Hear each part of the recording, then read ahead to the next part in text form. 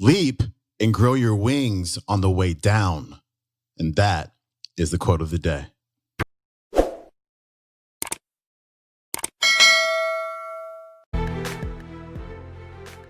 Welcome back to the Quote of the Day show. I'm your host, Sean Croxton of SeanCroxton.com. Hope you had an amazing weekend full of all kind of awesome things. It's Monday, so you know what time it is. It's time to get fired up so you can crush your week. Today's featured speaker is Les Brown. Les has 2 tips for you that you can use right now to discover your greatness. Here's Les. So here's what I know about you. So what you've done is only a tip of the iceberg of what's possible for you. That you have so much in you that you're not even aware of. Everybody repeat after me, please. Leap and grow your wings on the way down. See, the reason I believe that most people never discover their greatness is that most people go through life playing it safe. Fred Smith of FedEx said, if you're at 38 and you haven't made some major failure in your life, you haven't done anything. 8 out of 10 millionaires have been financially bankrupt. Most people never discover their greatness because they don't want to fail. They don't want to make any mistakes. They don't want to look stupid. That was me. I didn't believe in myself, and I didn't feel I was good enough because I don't have a college education, because I never worked for a major corporation. I'd never done that before. And so I didn't believe that that was available to me.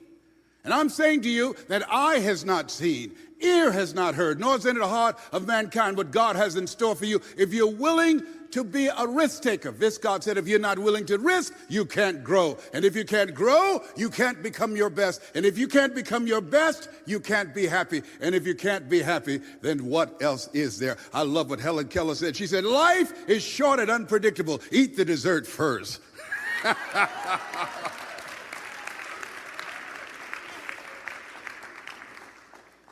You're going to get hurt. You're going to get hurt in life when you go after your dream. Think it not strange when you have a goal and dream that you want to achieve, that you'll face the fiery furnaces of this world. Things are going to happen to you. What we must do in life is look for those things that we can be thankful for. There's something about the spirit of gratitude.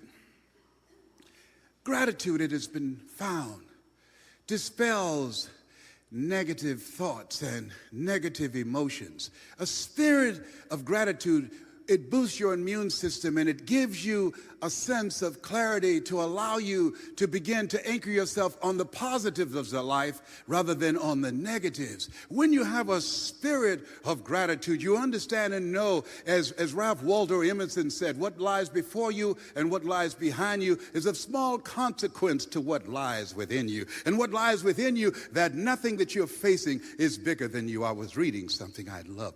How many of you love poems and quotes? Y'all love? Let me share this with you.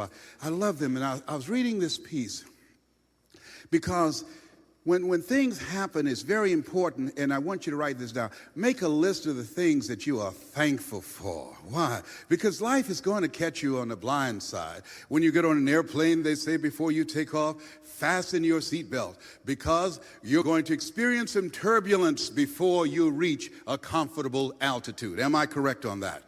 And so it's very important that we looking for ways in which we can be thankful. I like something that Mark Twain said about being thankful, about gratitude. He said, if I were asked to give what I consider the single most important, useful bit of advice for all humanity, it would be this: expect trouble as an inevitable part of your life. And when it comes, hold your head up, look it squarely in the eyes and say, I will be bigger than you. You cannot defeat me.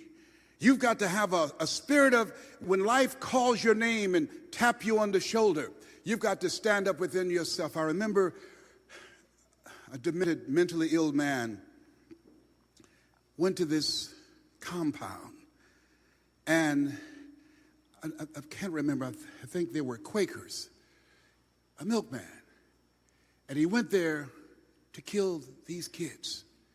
And the oldest kid said, shoot me first. And the question was asked, After that one was killed, another one stood up and said, "Shoot me first." The other one said, "I'm next." The older kids who felt and they said, "Life has been good to us." These little kids who had put their lives on the line for the smaller kids, and the older kids who did survive that he didn't get a chance to kill said, "We felt if he shot us first, that someone would hear the shots and come running and save the little ones."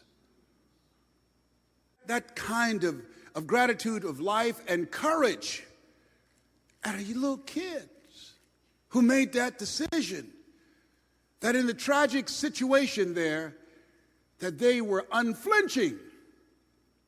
And I said, if that's available to them, that kind of gratitude, that kind of love, that kind of determination, that kind of drive, that kind of courage, it's available to us in the midst of the things that happened to us. To be thankful. I hated the fact when I saw the first person I ever saw die was my mother, and to hold her hand and say, "Mama, let go, baby. You've done good by us." And I remember as she looked off into the distance and a tear fell out of her eyes, and I started thinking about, God gave me 50 good years with this woman.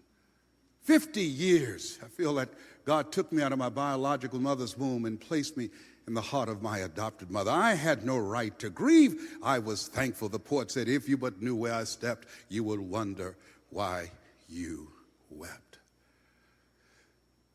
So as you look at your life, make a list while you're here of the things that you are grateful for. When you look back on this year, what are you grateful for? That spirit of gratitude in the midst of all the things that's going on now and the things that's going to happen. Because in life, you either in a problem or just left one or headed toward one.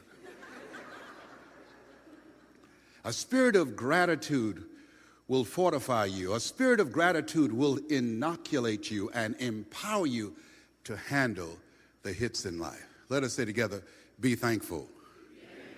The other thing that is important, ladies and gentlemen, be coachable. Be coachable. I believe that the reason that most people are living a life of mediocrity and not living up to their true potential, they are not coachable. They're not willing to listen. They asked Mr. Washington, "How do you explain what Les Brown has done versus all of the other students that you've had that was much smarter than Mr. Brown? He was in special education. They made the honor roll. They went off to college. He didn't go to college. He didn't have all the things going for them, for him as they had going for them. What is it that you would attribute his success? Was he very talented?" He said no. Was he an exceptional student? Of course not. He was in special education. Then how do you explain what he's done? He said he listened. How many know people that won't listen? Raise your hands, please. I'll never forget a friend of mine named Lorraine Watkins. I did an intervention for a brother who was addicted to drugs, and he asked us to leave his house. I was walking down the steps, and I said, I'm sorry, Lorraine, I wasn't able to succeed in getting your brother to commit himself to a drug program. And she looked at me with tears in her eyes. She said, "No, Leslie, you did the best you could." She said, "I've come to realize most people won't participate in their own rescue." Whoa. Most people won't participate, Eric, in their own rescue.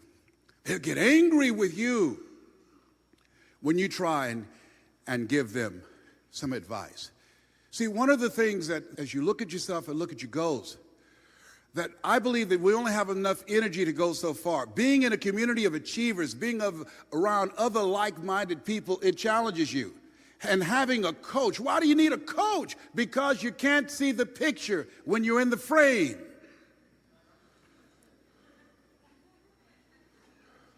That's why you need a coach. Because a coach can stretch you and push you in areas where you can never push yourself.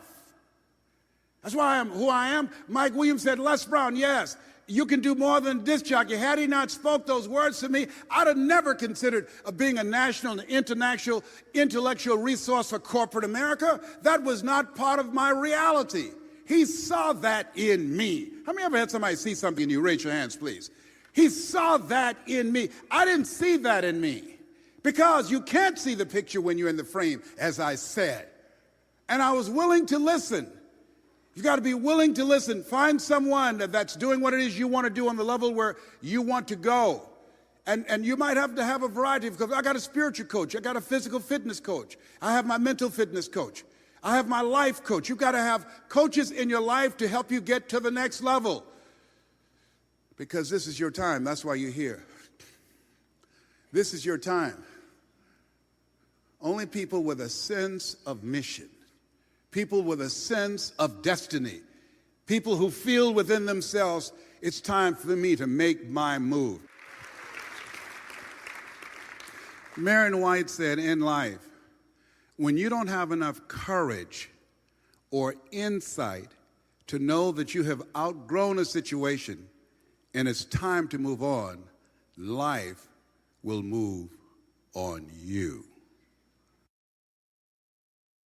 All right, friends, that was Les Brown of lesbrown.com. It's always so difficult to feature one quote from his clips. I love the one from Mark Twain. That was fantastic. Hope you enjoyed that one. That clip comes from Les's audio program, The Greatness Within You, which is available on audible.com as well as thenightingale.com website. I will see you tomorrow. I got Earl Nightingale tomorrow, so we're going old school. I will see you then.